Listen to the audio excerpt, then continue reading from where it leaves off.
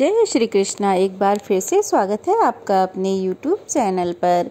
उम्मीद है आपने पितरों को समर्पित इंदिरा एकादशी का उपवास जरूर रखा होगा। अब आप ये भी जानना चाहते होंगे कि एकादशी व्रत का पारण हम कैसे करें, किन किन बातों का ध्यान इस दिन रखें, क्या खाकर व्रत का पारण करें ताकि आपके द्वारा रखा गया व्रत पूर्ण हो जाए। आज की वीडियो में इसी बारे में हम जानेंगे।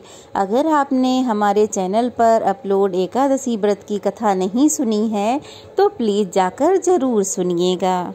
इस बार आश्विन मास के कृष्ण पक्ष की इंदिरा एकादशी का उपवास 28 सितंबर शनिवार को रखा गया है और व्रत का पारण उसके अगले दिन यानी कि द्वादशी को सूर्योदय के बाद ही किया जाता है।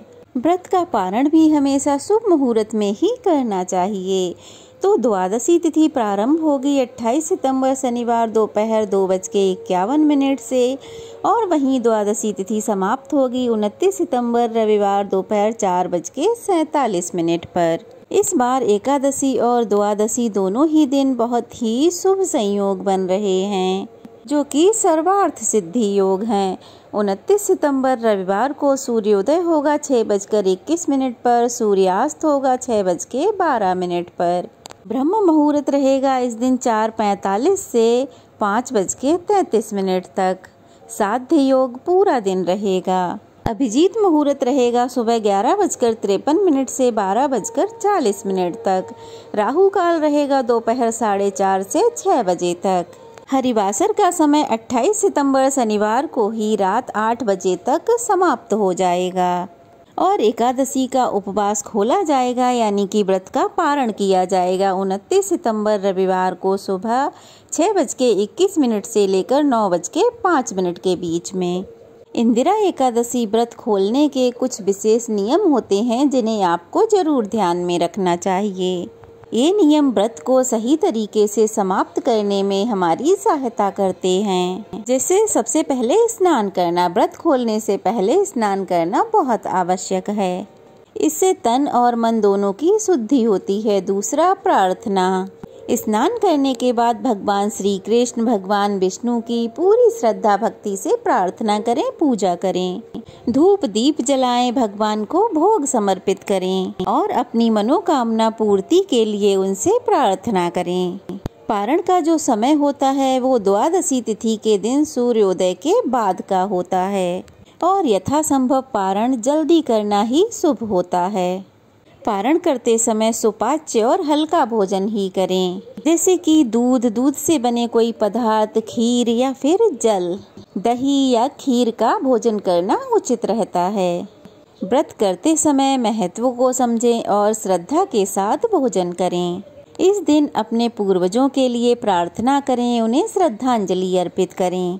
व्रत खोलने के बाद हो सके तो भजन कीर्तन करें, मंदिर में जाकर भगवान के दर्शन करें और इस दिन किसी न किसी गरीब को थोड़ा बहुत सामर्थ्य अनुसार दान अवश्य करें।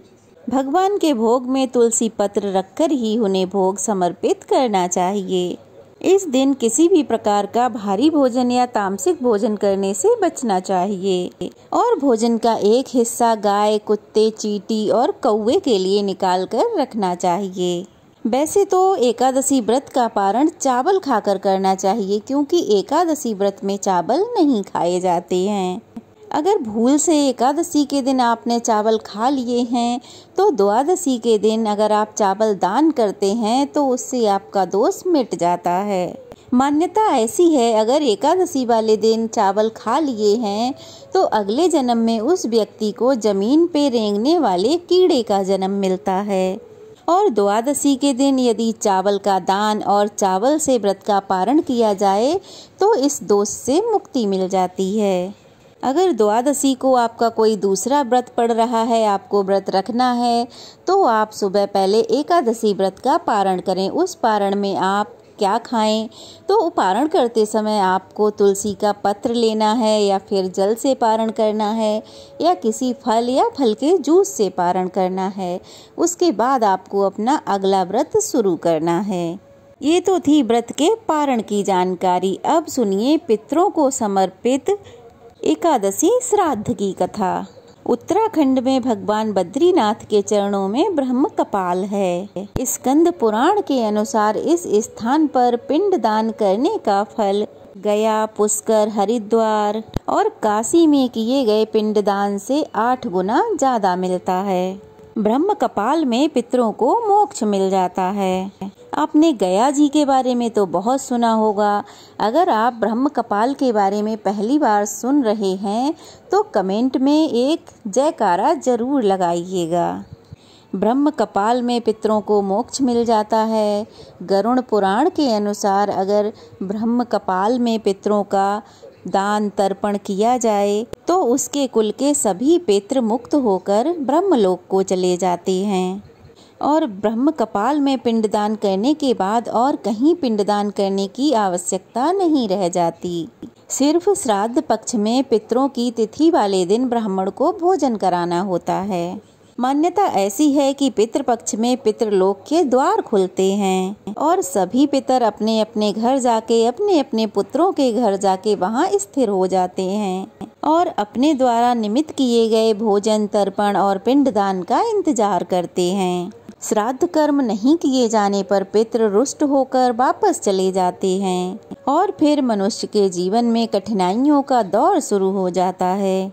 श्राद्ध शब्द श्रद्धा से बना है। कहते हैं कि श्रद्धा के बिना श्राद्ध अधूरा, तो बड़ी श्रद्धा के साथ आपको श्राद्ध करना चाहिए। एक पौराणिक कथा के अनुसार एक बार ब्रह्मा जी अपनी मानस पुत्री पर मोहित हो गए। उनके इस कृत्य को देखकर भगवान शिव ने ब्रह्मा जी का सर अपने त्रिशूल से उनके धड़ से अलग कर दिया। तभी से ब्रह्मा जी चतुर्मुखी कहलाते हैं, वरना पहले उनके 5 सिर थे।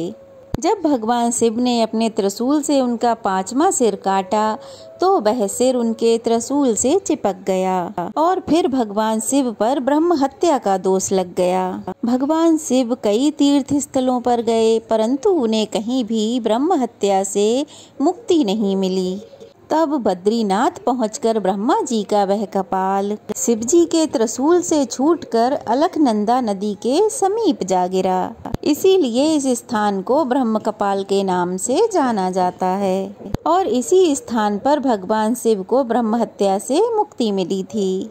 इसीलिए यह स्थान इतना पवित्र है। कहते हैं कि पितरों की कामना होती है कि उनके वंश में से उनकी कोई भी संतान बद्रीनाथ जाकर ब्रह्म कपाल में उनका पिंडदान करे ताकि वह मुक्त होकर बैकुंठ लोक को जा सकें। ऐसी मान्यता है कि ब्रह्म कपाल में रविवार को श्राद्ध करने से आरोग्य की प्राप्ति होती है, सोमवार को सौभाग्य की और मंगलवार को श्राद्ध करने से विजय प्राप्त होती है, बुधवार को श्राद्ध करने से कामना सिद्ध होती है, गुरुवार को धन लाभ और शनिवार को श्राद्ध करने से दीर्घ आयु प्राप्त होती है।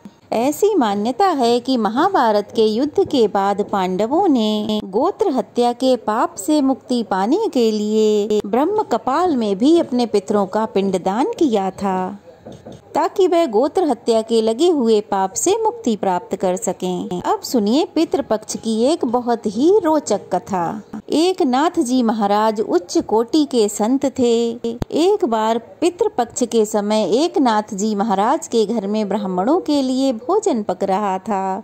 तभी वहां से कुछ गरीब भिक्षुक गुजरे। उन्हें बनते हुए पकवानों की खुशबू आई तो वे आपस में बात करने लगे, आज तो श्राद्ध है, अच्छा भोजन मिलेगा। तो उन्हीं भिक्षुकों में से एक भिक्षुक कहने लगा, पहले तो ब्राह्मणों को भोजन मिलेगा, फिर जो कुछ बच जाएगा वो हमें मिलेगा, इसलिए परेशान क्यों होते हो। यह सुनकर एक नाथ जी महाराज ने अपनी पत्नी गिरजाबाई जी से कहा, देखो इन गरीबों में भी तो भगवान बसते हैं, इन्होंने तो कभी अच्छे स्वादिष्ट भोजन नहीं किए होंगे, इसलिए आज मैं ये चाहता हूँ कि पहले मैं ये भोजन इन गरीबों को करवा दूँ, उसके बाद हम श्राद्ध का भोजन ब्राह्मणों को भी करवा देंगे। क्या तुम फिर से ब्राह्मणों के लिए भोजन बना दोगी? तो गिरजाबाई ने हाँ कह दिया। अब तो एक नाथ जी महाराज ने बड़ी श्रद्धा से बड़ी शिद्दत से वह भोजन उन गरीबों को करवा दिया।